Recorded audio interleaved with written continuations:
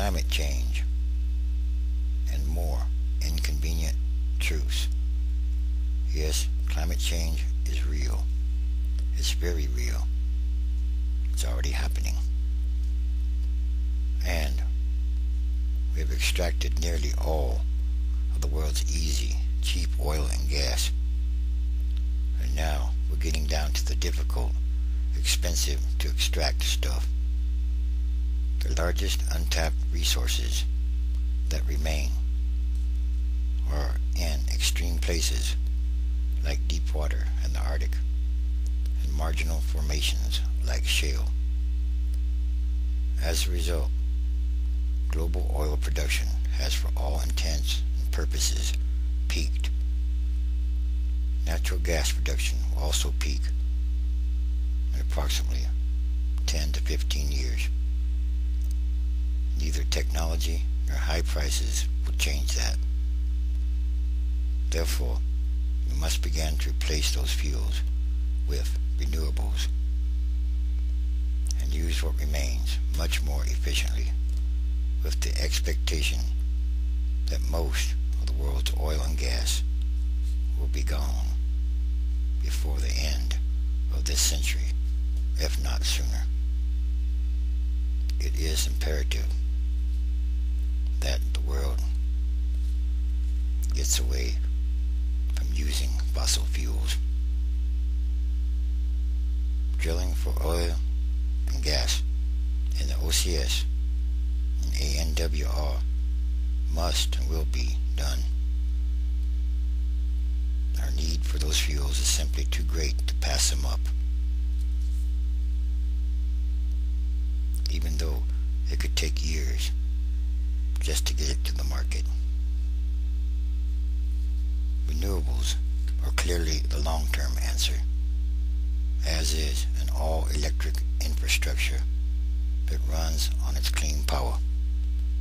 However, it could take many years for renewables to ramp up from a less than 2% share of primary energy today to 20% or more.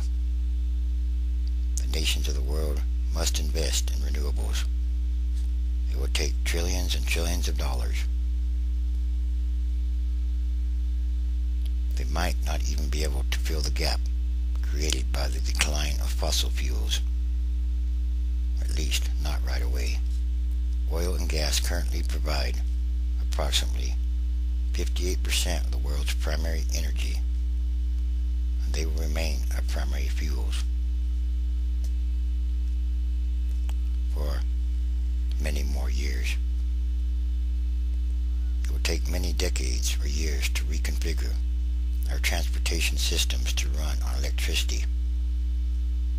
It should have already been done or started on many years ago.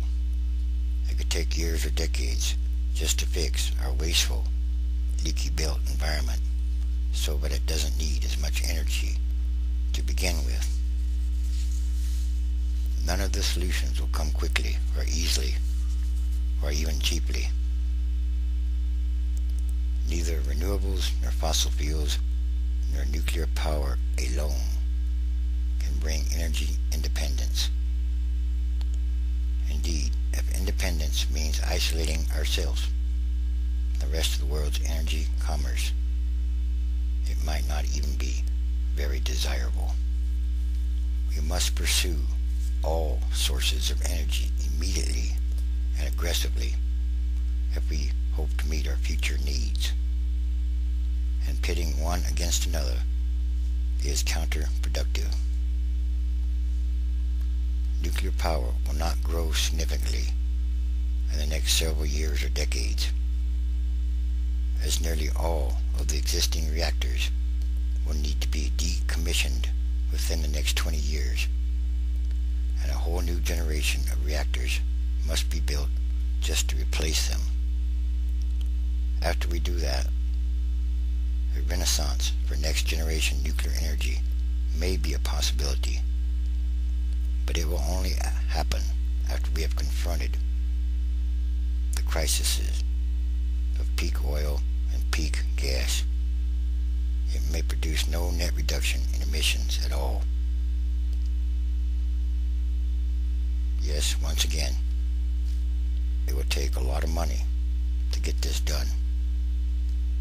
The nations of the world somehow, someway, immediately must get on the same page.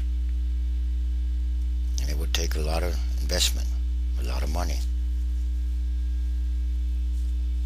It is quite possible that even our best efforts on all fronts will not achieve the carbon emission targets we have set.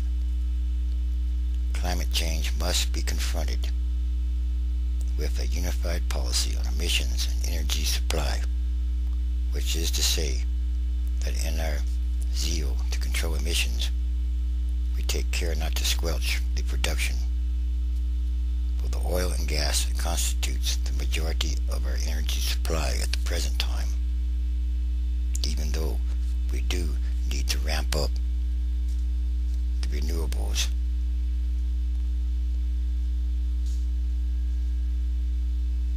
We should use accurate and unbiased models of the future growth and decline curves of all forms of energy for policy-making models based on historical data or information.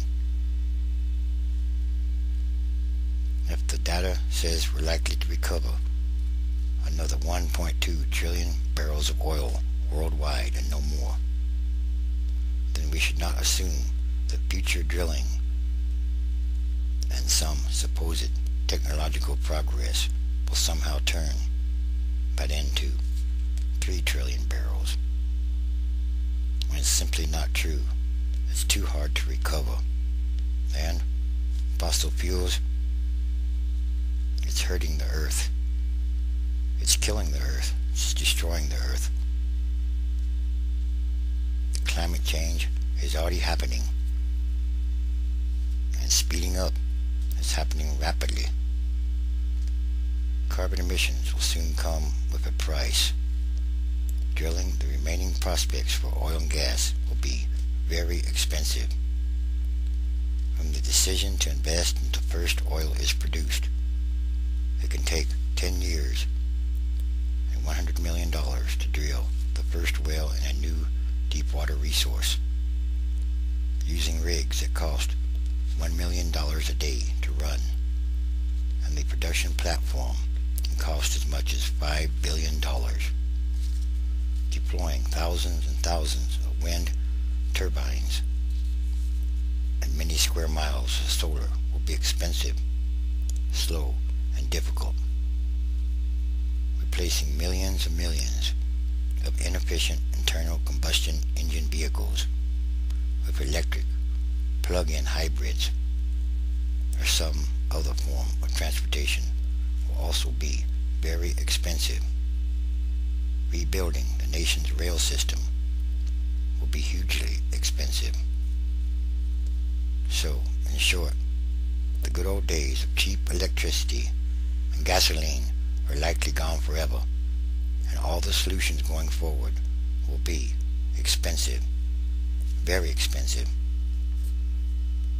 How to get all the nations of the world on the same page as far as energy goes? That's a good one. And, in turn, all these are more signs of the times, signs of the end times, transition days. The transition is happening, and it must happen rapidly. Change must come. Once again, all these are more signs, and they are happening every day all around the world, day by day.